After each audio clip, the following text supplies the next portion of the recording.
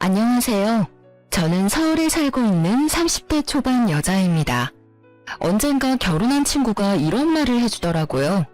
세상에는 여자 혼자 살면 불행해질 일이 없는데 남자 때문에 불행해지는 여자가 훨씬 많다고요.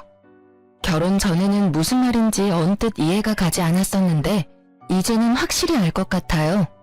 저는 얼마 전에 이혼을 하고 아주 홀가분한 마음으로 살고 있어서 짧은 결혼 생활 동안 전 남편 때문에 얼마나 불행했었는지 새삼 깨닫고 있어요. 제 결혼 생활이 도대체 어땠길래 초단기 이혼을 했는지 궁금하시지 않나요? 지금부터 제 사연을 들려드려 볼게요.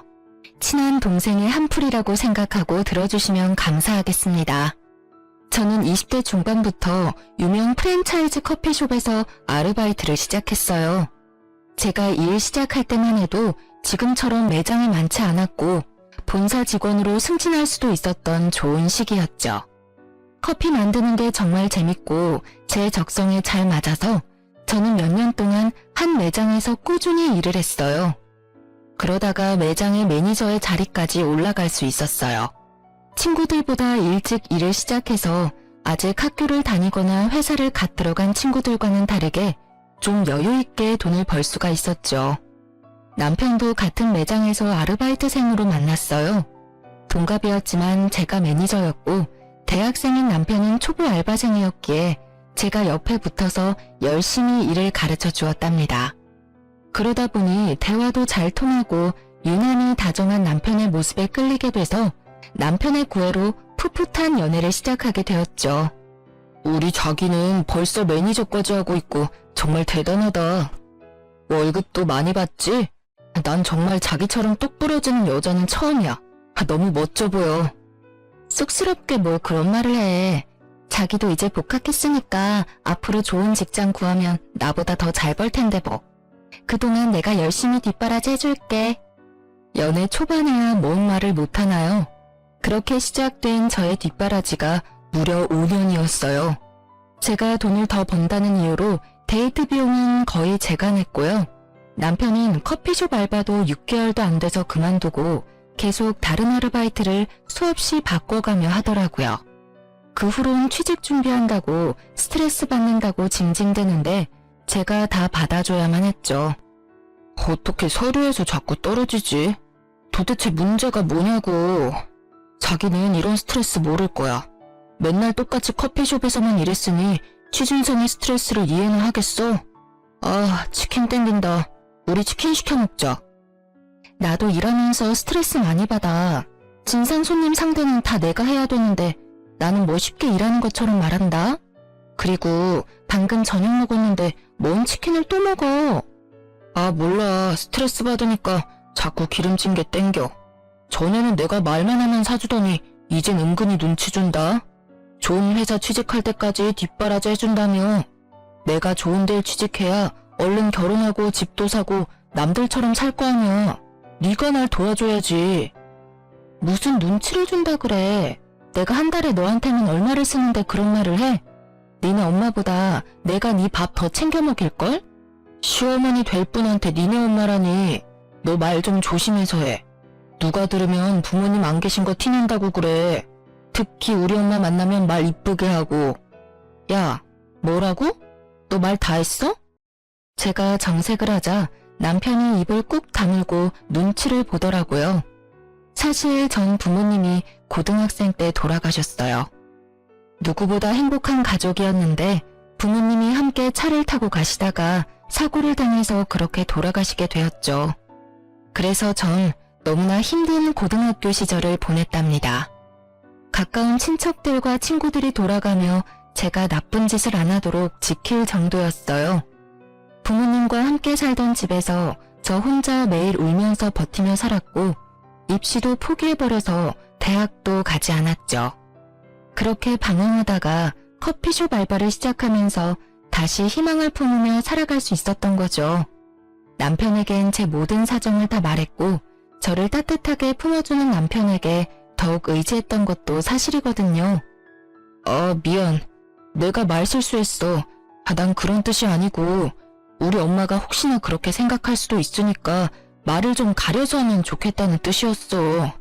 야, 그래도 넌 혼자 서울 금싸라기 동네에 30평대 아파트 살잖아. 거기다 매달 월급도 많이 받고. 난 네가 부럽다. 너는 서울에 있는 아파트랑 네 부모님 선택하라면 아파트 선택할래? 할 말이 있고 못할 말이 있는 거지. 부모님 잃은 건 그 어떤 거로도 보상이 안 되는 거야. 난 우리 엄마 아빠만 살아올 수 있으면 거지가 돼도 상관없고 내가 어디 평생 아파도 상관없어. 네가 내 심정을 알아?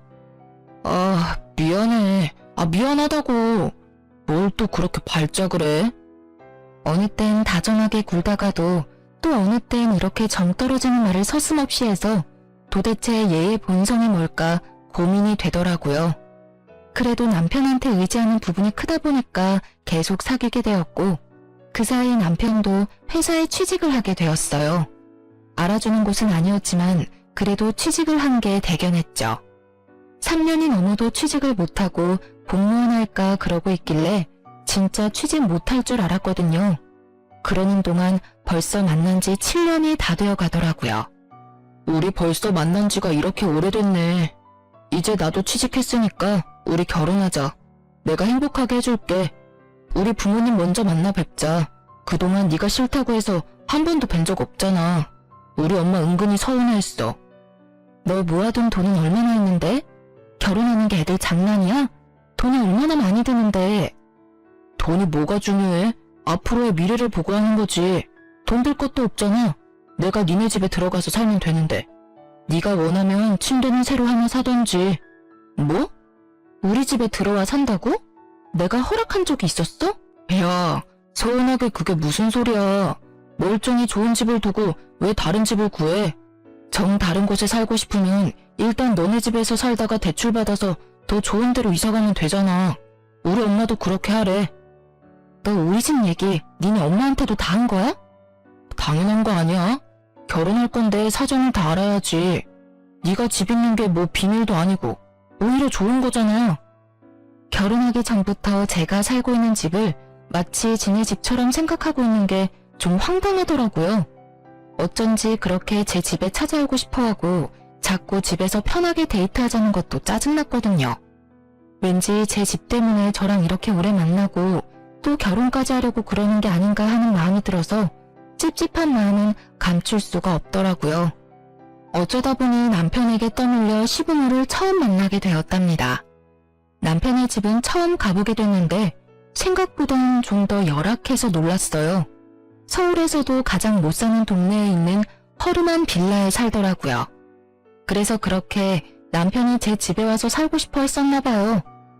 사귄 지가 그렇게 오래됐는데 어쩜 한번 찾아오지도 않니? 결혼 생각까지 있으면 보통 명절 때는 찾아와서 인사라도 해야 되는 거 아니니? 결혼할지 안 할지도 모르는데 벌써부터 명절에 찾아뵙는 건 좀 그렇죠. 서로 부담된다고 생각했기도 했고요. 요즘 애들은 어쩜 이렇게 말대답을 따박따박 하는지 원. 네가 아픔이 좀 있다더니 그래서 그런가 모난 부분이 있는 것 같아서 걱정이다. 우리 집안 사람이 되면 그렇게 행동하면 안 돼. 네? 모난 부분이요?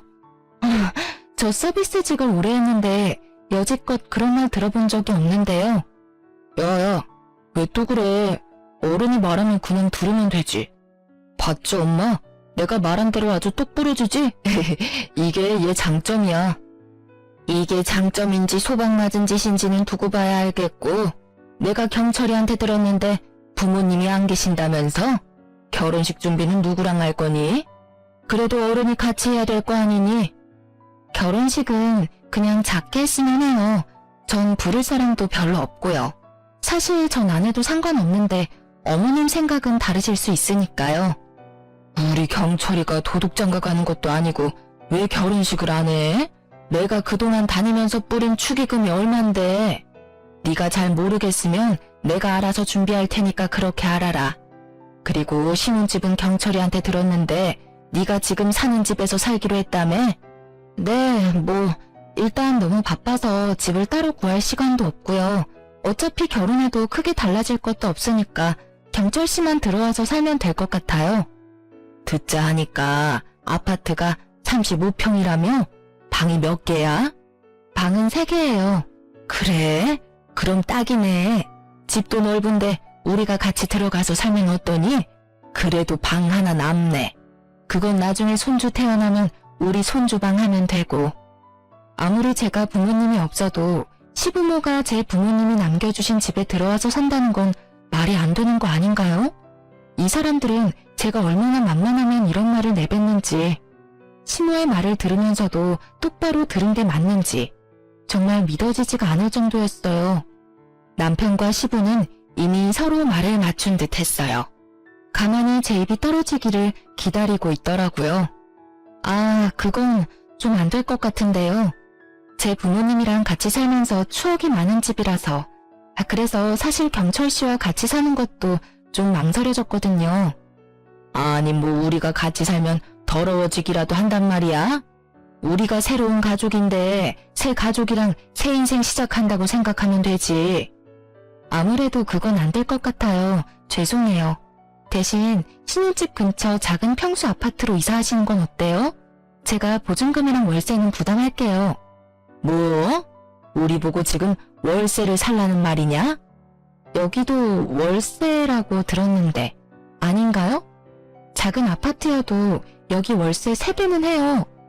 시모는 괜히 헛기침을 하고는 얼굴이 벌개져서 입을 꾹 다물어 버리더라고요. 시모는 제가 월세로 살고 있는 걸 모른다고 생각했나 봐요. 자기 아들이 팔푼이라서 할 말 못할 말 다 하고 다니는 건 몰랐나 봐요.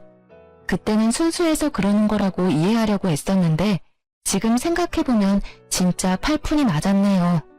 그때 왜 아파트로 이사시켜준다는 말을 했는지 바보 같고 순박했던 제 자신에게 지금도 화가 나네요. 그때 당시에는 사랑하는 남자 집이 너무 허름하고 벽지도 누렇고 그런 모습을 보는 게 가슴이 아팠나 봐요. 저는 결혼식 전에 약속대로 시부모를 제 집 근처 동네 소형 아파트로 이사시켜줬어요. 3천만 원의 보증금까지 내줬고 매월 월세도 제가 부담했죠. 그것뿐인가요? 결혼식에 제 쪽으로 들어온 축의금으로 시부모 집에 새로 가전과 가구까지 싹 해줬어요. 결혼하는 새 신부는 전데 오히려 시모가 새 신부 대접 제대로 받았네요. 정작 저는 제가 살던 가전과 가구 그대로 살았고 남편은 몸만 들어왔으니까요. 게다가 시모가 결혼식 날 자기 친구들한테 며느리가 집 해주는 사람 봤냐면서 얼마나 자랑을 해대던지 부끄러우면서도 어깨가 으쓱하긴 했었네요. 그렇게 신혼생활을 시작했고 제가 아파트로 옮겨준 게 마음에 들었었는지 시모도 한동안은 저에게 참 잘 대해주더라고요. 그래서 진짜 새 가족이 생겼다는 마음도 들었었죠. 남편도 회사에 적응해서 무난하게 다니고 서로 퇴근 시간 공유해서 저녁밥 만들어 먹고 혼자 살다 둘이 사는 재미도 있더라고요. 남편 놈과의 결혼 생활은 그때가 가장 좋았던 것 같네요.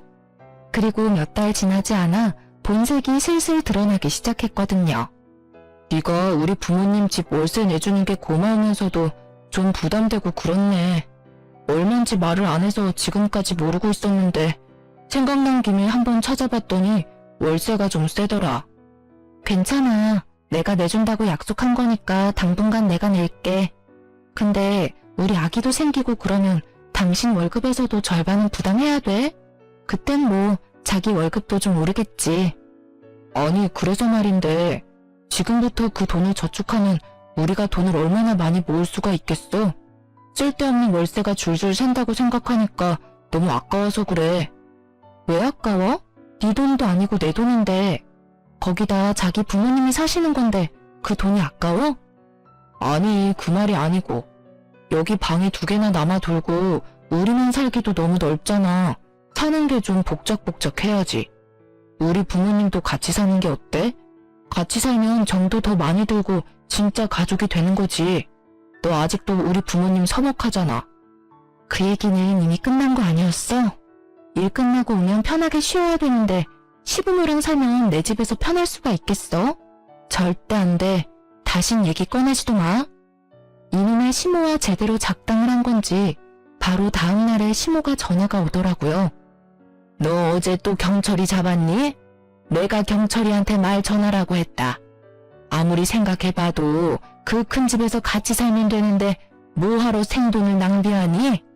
내가 같이 살면 니네 밥도 해주고 살림도 해줄 텐데 네가 편하면 더 편하지 도대체 불편할 게 뭐니? 저희는 집에 거의 없어서 청소하고 할 것도 없어요. 청소도 로봇 청소기 돌리면 되고요. 요리도 간단하게만 해서 별로 치울 것도 없어요. 아니 뭐라고? 도대체 뭘 해먹길래? 너 일한다는 유세로 우리 아들 맨날 배달 음식만 먹이는 거 아니야? 난 그렇게 안 키웠다. 나는 아침부터 국도 새로 해서 맨날 따뜻한 밥 먹여가며 키웠어. 어머니, 경철 씨랑 사귀는 7년 동안 점심 도시락까지 싸서 보내고 그랬어요. 저도 혼자 산 지 오래돼서 요리 꽤 해요. 보지도 않고 그런 말씀하시니 서운하네요. 그래? 그래, 어디 한번 얼마나 대단한지 기대하마. 명절 때 네 솜씨 제대로 보여주면 되겠네. 어휴, 무슨 말을 못하게 쏘아대니? 아주 집 하나 가진 게 유세다 유세야. 시모는 원하는 대답을 듣지 못하자 화를 내면서 전화를 끊어버리더라고요. 저야말로 왜 이렇게 남편과 시부모 집도 아니면서 내 집에 이렇게 관심이 많고 집착을 하는지 이해가 가지 않았어요. 제가 아니었으면 아직도 그 곰팡이만 나는 빌라에서 살고 있었을 거 아닌가요? 평생 살아보지도 못했을 아파트에서 이사시켜주고 월세까지 내주는데 도대체 어디까지 욕심을 부리려는 건지 너무 화가 났어요. 그 후로도 남편이 계속 말을 꺼냈지만 저는 정색하고 대꾸도 하지 않았죠. 몇 번 시도해도 안 되니까 포기했는지 같이 살자는 말은 더 이상 안 하더라고요. 저는 남편 놈이나 시모한테도 너무 질려버려서 당연 시댁도 찾아가지 않았고 그렇게 또 몇 달의 시간이 지나갔죠. 그러다가 또 다른 일이 터지고 말았어요. 제가 퇴근하고 집에 들어왔는데 남편이 씩씩대며 저를 노려보고 있더라고요. 그러더니 서류 봉투 하나를 저한테 팍 던지는 게 아니겠어요. 저는 영문을 몰라 서류 봉투 안을 들여다보았어요. 이건 또 어디서 찾았어? 야, 우리가 진짜 부부고 가족이냐? 나한테 또 속이는 거 있어? 너는 그러고도 남으래야 어떻게 지금까지 감쪽같이 속여? 너 진짜 무서운 애다. 아니, 말은 정확하게 해야지. 이게 왜 속인 거야? 이게 우리 재산도 아니고 너랑은 전혀 상관이 없는 건데 내가 너한테 다 말해야 돼? 당연하지. 부부인데 당연히 모든 걸 말해야지. 내가 이거 안 찾았으면 너 평생을 비밀로 했겠네? 와, 진짜 정 떨어진다. 아니, 그건 우리가 결혼하기 전에 내가 물려받은 아파트인데 왜 너한테 말해야 되냐고. 네 집이 아닌데. 그나저나 너 그건 어떻게 찾았어? 내 서랍을 다 뒤졌어? 내 물건 좀 찾으려고 살펴보다가 우연히 봤다. 네 아파트라고? 야, 우리가 부부인데 우리 공동 재산이지. 넌 아파트가 2채나 있으면서 우리 부모님은 월세를 살게 하냐? 진짜 니네 부모님이면 네가 그랬겠어? 시부모를 남으로 생각하니까 그렇게 행동한 거지. 진짜 너무하네. 그건 우리가 이혼한다 해도 내 명의고 내 재산이야. 너한텐 아무 권리가 없어. 너야말로 월세 보증금 할 돈도 없으면서 이 정도 아파트에서 공짜로 살면 그것만으로도 나한테 고마워해야 되는 거 아니야? 니네 부모 집도 내가 월세 내주는데 너는 어떻게 고맙다는 말 한마디를 안 해? 그리고 지금 그 집은 세입자가 있어. 근데 세입자 쫓아내고 니네 부모 데려다 살게 하니? 니네 부모? 말 또 저렴하게 한다 진짜. 세입자 있으면 다달이 월세도 받는 거네? 그렇게 돈을 긁어모으면서 내 월급에서 생활비는 왜 받아가냐? 가뜩이나 코딱지만큼 버는데. 야, 말 좀 바로 하자. 그럼 내가 니네 부모 집 월세에다가 각종 보험하고 공과금도 다 내는데 내가 생활비까지 다 내야 돼? 그럼 넌 뭐하고? 넌 월세도 안 내고 여기 사는데 네가 요리를 하기를 해, 청소를 하기를 해. 야, 차라리 그럴 거면 나 혼자 사는 게 100번 낫겠다. 내가 너무 손해라고 생각하지 않아? 내가 이런 네 모습에 정이 떨어지는 거야. 무슨 여자가 이렇게 계산적이고 드센지 한 번 말하면 지질 않지 아주. 네가 남편을 이렇게 개무시하는데 내가 밖에 나가서 길을 파고 일을 하겠냐? 우리 엄마가 한 말이 딱 맞아 아주. 제가 어디 틀린 말 했나요? 여러분이 생각해도 제 말이 다 맞지 않나요? 저야말로 왜 결혼을 하고 그 집안에 휘말려 들어가서 들어가지도 않을 생돈을 다 부담하고 살아야 하는지 이해가 되지 않기 시작했죠. 남편이랑 살아서 신나고 즐거운 것도 아니고 싸움하는 날은 점점 늘어가고 시모는 매일 집 타령으로 전화가 오고 안 받으면 몇십 통을 하고요. 제가 다른 아파트가 있다는 걸 팔푼이인 남편님이 바로 말을 했겠죠. 역시나 바로 불이 나도록 전화가 오더니 그래도 받지 않자 시모가 밤에 집으로까지 찾아왔답니다. 너는 집에 있으면서 왜 전화를 안 받아? 너처럼 시어머니를 대놓고 무시하는 애는 살다 처음 본다. 저도 퇴근하고 지금 방금 들어왔어요. 근데 무슨 일이세요? 너 다른 아파트가 또 있다는 게 정말이냐? 그걸 감쪽같이 속인 거야? 속인 게 아니고 말씀드릴 필요가 없어서 안 드린 거예요. 지금 그것 때문에 이렇게 화가 나신 거예요? 그럼 당연하지. 우리가 가족이 맞긴 하니? 어떻게 우리한테 감쪽같이 속이고 월세를 따박따박 받아서 네 주머니에 챙기고 있었던 거야? 어머니, 말을 이상하게 하시네요? 제가 어머니 아파트를 뺏어다가 숨긴 것도 아닌데 꼭 그런 것처럼 말씀을 하시네요. 왜 화를 내시는지 전혀 이해도 안 가고요. 긴 말할 거 없고 우리가 이 집에서 같이 사는 게 그렇게 싫으면 지금 세주고 있는 아파트 세입자 내보내. 우리가 거기 들어가서 살 테니까. 그럼 월세 낼 필요도 없잖아. 나도 우리 집에서 마음 편하게 살 수 있고. 우리 집이라... 시모의 말을 듣고 있으니 시모가 제 집을 어떻게 생각하고 있는지 확실히 알 수 있었어요. 제 부모님이 남겨주신 제 집인데 결혼했다는 이유만으로 자기들 집이 되었다고 단단히 착각을 하고 있는 모양이었어요. 시부모가 저를 진심으로 정말 아껴주고 딸처럼 생각해줬다면, 또 제가 그런 마음을 느꼈다면 왜 시부모가 원하는 대로 해주지 않았겠어요. 진정으로 딸처럼 대해줬다면 제가 먼저 나서서 이 집에서 같이 살자고 돌아가신 부모님 대신해서 앞으로 남은 인생 친부모님처럼 모시겠다 말했을 거라고요. 하지만 그 인간과 그 인간 엄마는 저를 한순간도 진짜 가족으로 생각해주지 않았죠. 그저 돈 잘 벌고 서울에 아파트도 있는 호구 하나 잘 잡았다고 생각했겠죠. 지금 돌아보면 그 인간이 정말 저를 사랑했던 건지 아니면 제 집을 사랑했던 건지 솔직히 잘 모르겠네요. 저는 곰곰이 생각해봤어요. 하늘에 계신 부모님이 지금 내 모습을 본다면 뭐라고 말을 해주셨을까? 부모님에게 지금의 내 상황을 떳떳하게 보여줄 수 있을까? 그에 대한 대답은 모두 아니오였어요. 모든 게 분명해진 거죠. 저는 호구 잡힌 잘못된 결혼 생활을 하고 있었고 더 이상 제 인생을 좀먹는 이 생활을 더는 이어갈 수가 없다고 판단했어요. 더 늦기 전에 이혼을 해야겠다고 다짐했죠. 저의 생각과 감정이 모두 정리된 뒤에 남편에게 말을 했습니다. 우리 마주보면서 서로 웃었던 게 언젠지 기억도 안 나네. 입만 열면 매일 싸우기 바쁘고 싸움 끝은 항상 아파트로 끝나고. 나는 더 이상 못하겠어. 우리 이혼하자. 뭐? 이혼? 누구 마음대로 이혼을 해. 내가 뭘 잘못했는데? 네가 드디어 본색을 드러내는구나. 그거 아파트 있는 거 들키니까 이혼하자는 거지? 너는 남편보다 그 아파트가 더 좋냐? 뭔 말도 안 되는 소리를 하고 있어. 너야말로 어떻게 모든 얘기가 아파트로 끝나? 집착도 정도껏 해야지. 그래, 네가 나 몰래 그 아파트 팔아먹을까봐 불안해서 못 살겠다. 너는 지금 사는 집도 혼자 가지려고 나한테 무슨 수를 써도 쓸 놈이야. 당장 이혼해. 내가 바람을 폈냐? 너를 때리기를 했냐? 이혼이 무슨 개 이름인 줄 아냐? 난 이혼 절대 못해. 이혼할 거면 이 집 팔아서 반은 나 줘. 안 그럼 소송 걸어서라도 반반으로 나눠 가질 거야. 그래, 이 집을 놔두고 네가 쉽게 이혼을 하겠다고 할 리가 없지.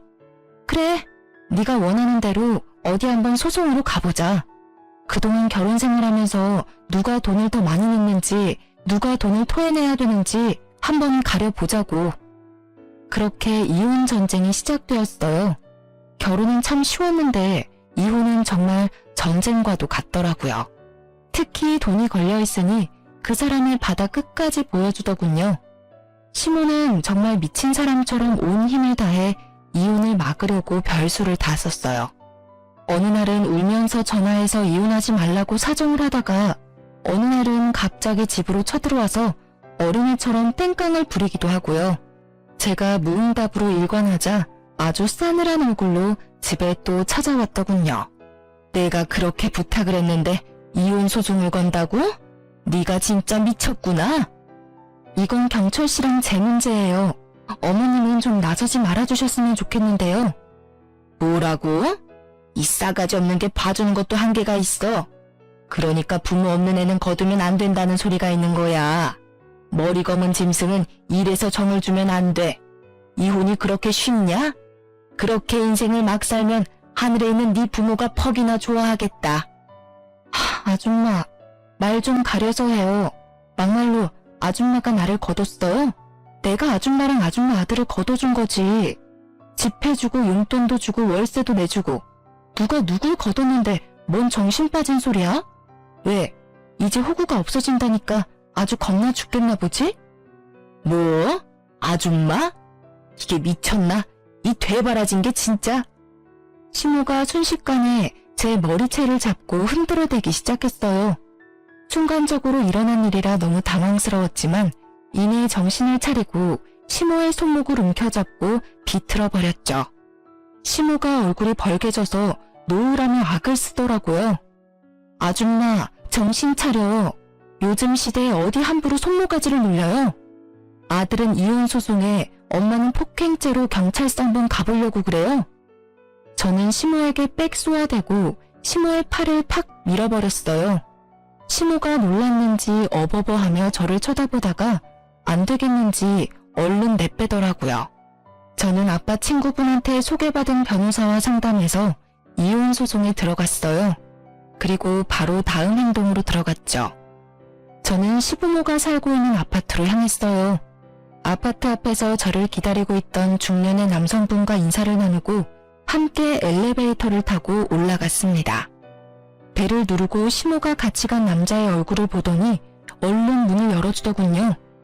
어머, 부동산 사장님이 연락도 없이 여긴 어쩐 일이세요? 예, 안녕하셨죠? 시모는 부동산 사장님 옆에 서 있는 저를 발견하고는 흠칫 놀라더라고요. 아니, 얘는 여기 왜 있어? 둘이 같이 온 거예요? 저는 아무 말도 하지 않고 집 안으로 불쑥 들어갔어요. 그 뒤를 이어 부동산 사장님이 들어오고 시모도 얼떨떨한 얼굴로 들어와 문을 닫더군요. 제가 어머님 말씀을 너무 안 들은 것 같아서 이제라도 어머님 말씀을 좀 들으려고요. 어머님이 그러셨죠? 제가 세주고 있는 세입자 내쫓으라고요. 응?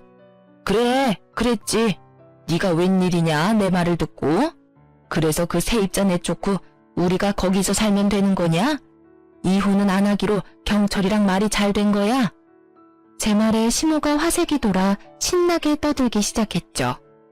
그동안 세입자한테 너무 친절하게 대해줬는지 주제를 모르더라고요.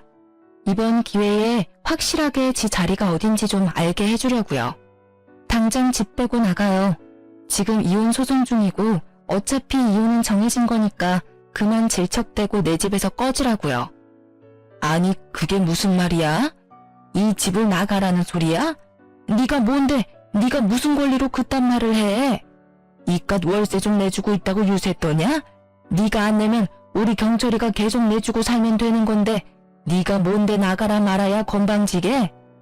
아줌마 진짜 말 못 알아듣네요? 여기가 내 집이라고. 그쪽 아들이랑 아줌마가 그렇게 침 흘리던 월세 주는 아파트가 바로 여기라고요. 그쪽이 내 세입자라고. 그니까 오늘 당장 나가요. 어차피 이 가전이랑 가구들도 다 내 돈으로 사준 거니까 몸만 나가면 되겠네. 시모는 제 말이 믿기지가 않는지 고개를 계속 저으며 현실을 부정하더라고요. 저는 더 이상 말도 섞기 싫어서 부동산 사장님에게 모든 걸 맡기고 자리를 떠나려고 했어요. 그때 돌아서는 제 종아리를 시모가 낚아채고는 질질 매달리는 게 아니겠어요. 세아가 우리 며느리야. 내가 그동안 섭섭하게 한 게 있다면 모두 사과하마. 내가 다 잘못했어. 우리 경철이는 아무 잘못도 없어. 다 내가 시키는 대로 너한테 말만 전한 거야. 앞으론 네 아파트엔 숟가락 하나 걸칠 생각도 안 하고 쥐 죽은 듯이 살게. 대신 여기에만 계속 살게 해주면 안 되겠니? 여기서 나가면 우리가 또 어디로 가겠니? 역시 숟가락 걸칠 생각을 하고 있었나 보네. 어디긴 어디예요. 이런 데서 살 능력 없으면 예전에 살던 그 곰팡이 핀 투룸으로 다시 돌아가야지. 그러게 욕심 좀 정도껏 부렸어야지. 아줌마 말대로 내가 이 집 아줌마한테 안 주고 다른 사람한테 세줬으면 지금까지 모은 돈이 얼마였겠어요? 내가 계속 참아주니까 진짜 호구 하나 제대로 문 것 같았어요? 이거 놔요. 저는 시모의 손을 팍 쳐버리고 아파트를 나와버렸답니다. 엘리베이터를 기다리는데 악을 쓰며 우는 시모의 마지막 발악 소리가 들리더라고요. 집으로 돌아간 저는 다음 행동을 개시했죠. 저는 남편의 짐을 모조리 싸서 현관 앞에다 싸놨답니다. 사실 짐이라고 할 것도 별로 없고 옷이랑 신발 정도였죠. 거의 다 제 돈으로 사서 입혔던지라 그냥 다 버려버리고 싶었지만 거지한테 적져내는 셈 치고 그냥 다 가지고 가라는 마음으로 박스에 다 처박았답니다. 그리고 현관 비밀번호도 바꿔버리고 남편이 찾아와서 문 열라고 소리 지르고 난리칠 게 뻔했기 때문에 저도 집을 나와버렸어요.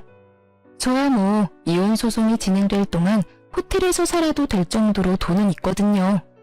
그놈에게 말은 안 했지만 돌아가신 아버지가 대기업 임원을 하셨기 때문에 집 말고도 아버지 고향의 땅도 꽤 있고 물려주신 주식이랑 현금도 꽤 되고요. 남편 놈에게 다 말하지 않은 게 얼마나 다행인지 몰라요.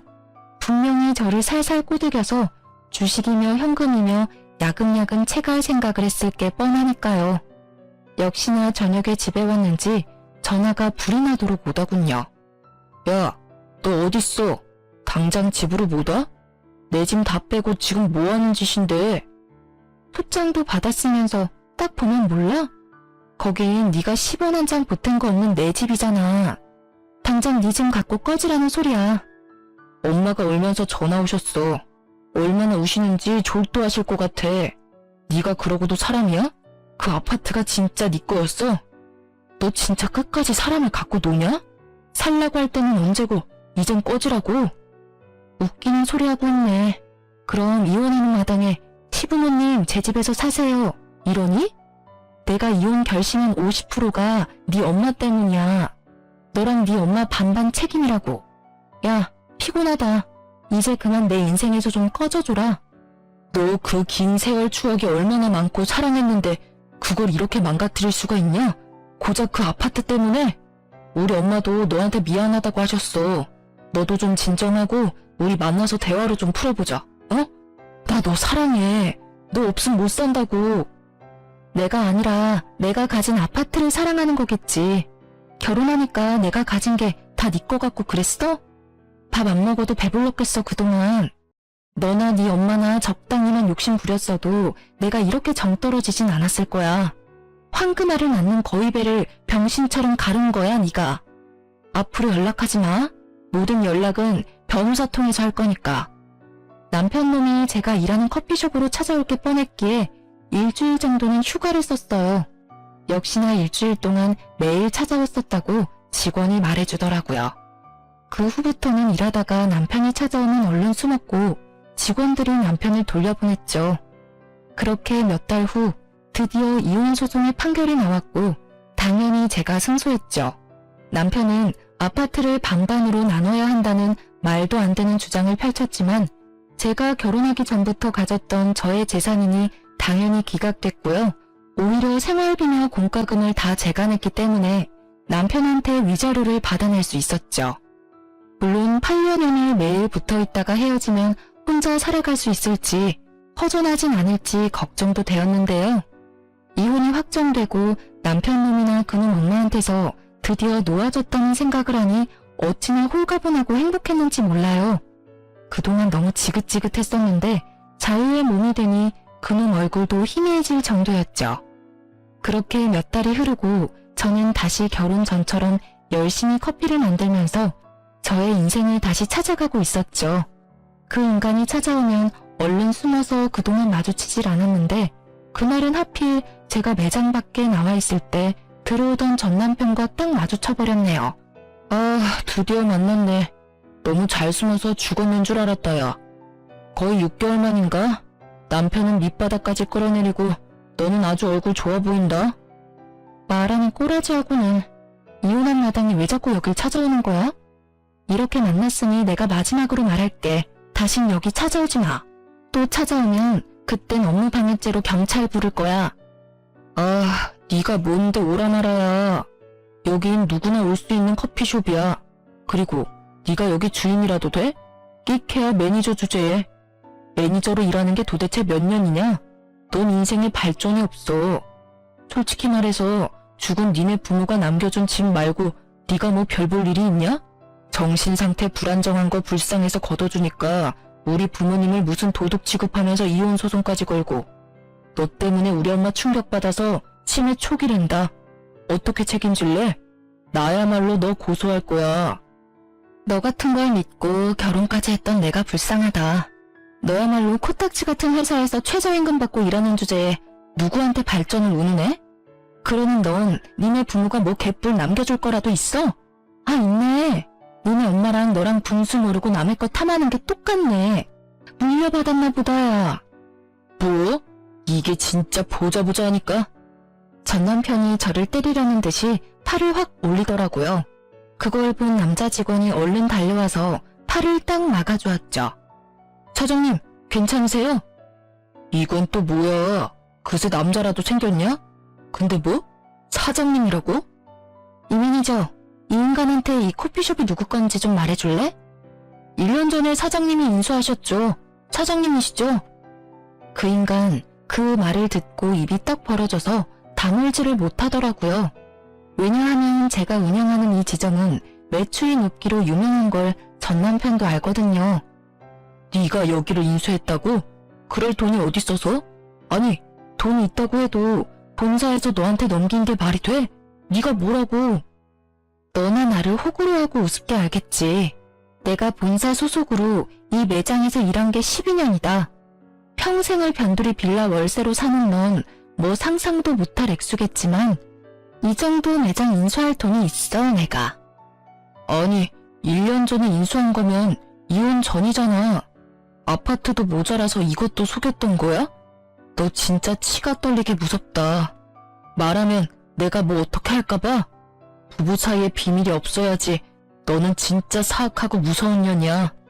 그 콧구멍만한 아파트도 그렇게 침을 흘렸는데 내가 이 큰 매장 사장이라는 걸 네가 알았어 봐. 너란 위인을 내가 몰라? 넌 당장 회사 때려치고 여기 점장한다고 징징거리면서 졸랐을 놈이야. 그러다가 지가 사장 행세하겠지. 네 엄마는 맨날 여기 출근 도장 찍어가며 지 아들이 여기 사장이라고 사돈의 팔촌 다 끌고 와서 공짜 커피 달라고 생떼 썼을 거고. 상상만 했는데도 벌써 지긋지긋하다. 이제 잘 알았지? 여기 내 거니까 다신 여기 그림자도 비추지 마. 또 오면 바로 경찰서 끌고 갈 거니까 각오해. 난 한다면 하는 거 잘 알 거야. 전 남편은 벌개진 얼굴로 주먹을 꽉 쥐고 파르르 떨더라고요. 오래 만난 사이다 보니 저놈이 어떤 생각을 하는지 빤히 보였죠. 이 매장이 자기 것이 될 수 있었는데 그 기회를 놓쳤으니 얼마나 속에서 열불이 나겠어요. 저는 차갑게 전 남편을 지나쳐서 매장으로 들어갔죠. 전 남편은 한참을 매장 앞에서 망부석처럼 굳어있다가 터덜터덜 발길을 옮기더라고요. 사장님, 또 왔어요. 저기 밖에서 왔다 갔다 하고 있는데요. 괜찮아. 만약 들어오면 이 매니저가 좀 내보내줄래? 매번 이런 부탁해서 미안해. 안 들어오면 그냥 두고. 이게 무슨 부탁이에요. 당연히 해야 되는 일이죠. 저 손님 때문에 매장 분위기가 이상해지니까 민폐 손님 내쫓는 것도 다 업무의 일환 아니겠어요? 그 후로도 종종 커피숍 밖에서 힐끔거리는 전 남편을 발견하고 직원들이 말해주었는데요. 전 신경도 안 쓰고 제 할 일만 했죠. 그러다 보니 점점 오지 않았고 어느 순간 안 보이더라고요. 누구나 올 수 있는 오픈된 장소이다 보니 사실 언젠간 또 기웃거릴 수도 있다는 생각이 들긴 하는데요. 오랫동안 저와 함께 일하면서 저를 지켜주는 든든한 직원들이 있어서 위기 상황이 와도 겁나지는 않을 것 같아요. 제가 사장이지만 저는 커피를 만들고 매장에서 활기차게 일하는 순간이 정말 좋고 제가 살아있는 걸 느낄 수가 있어서 이렇게 매일 나와서 계속 일하고 있어요. 하늘에 계신 저의 부모님도 제가 씩씩하게 살아가는 모습을 보셔야 안심하실 것 같다는 생각도 들고요.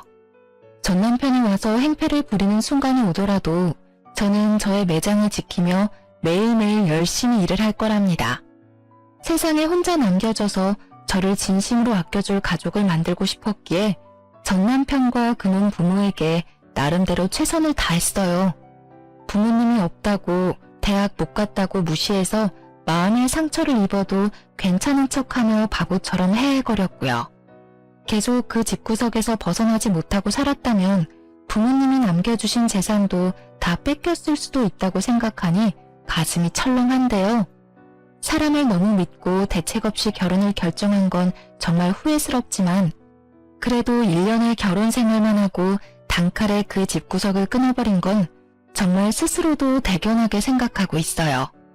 다시 혼자 남겨지는 게 두렵기도 했지만 부모님은 제가 행복하게 사는 걸 바라실 거라는 생각만을 하며 단호하게 끊어냈던 것 같아요. 당분간은 일만 하고 저 혼자서도 잘 사는 연습을 해보려고 해요. 혼자서도 잘 살아야 다른 누군가를 또 만나도 함께 잘 살 수 있으니까요. 제 사연 들어보셨는데 어떠셨나요? 여러분도 저도 혼자서도 당당한 인생 멋지게 살아가요. 제 이야기를 들어주셔서 감사합니다. 행복하세요.